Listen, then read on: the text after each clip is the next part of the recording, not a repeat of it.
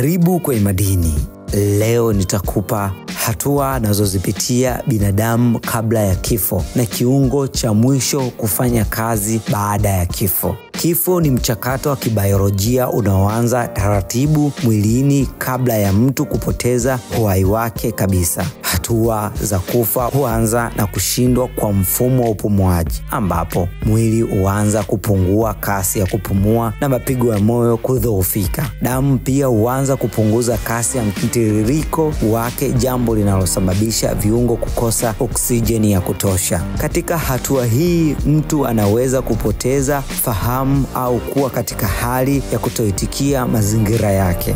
Baada ya moyo kusimama, seli mwilini huanza kufa kwa nyakati tofauti kutegemea kiwango cha oksijeni kilichobaki katika mwili.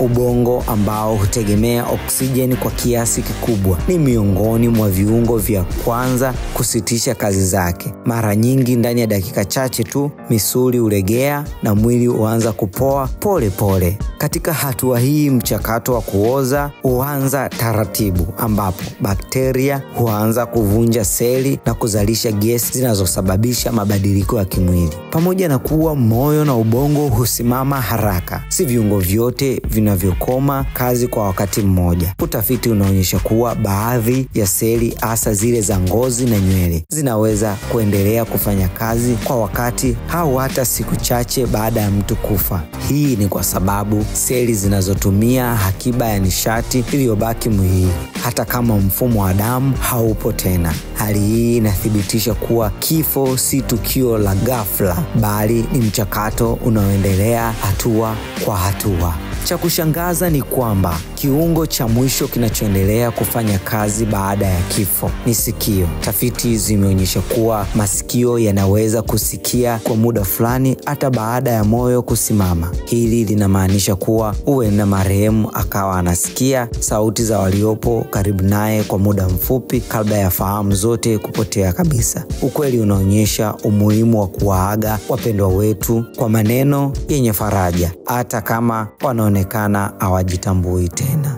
Makala haya yameandaliwa na kusomwa nami Godfire.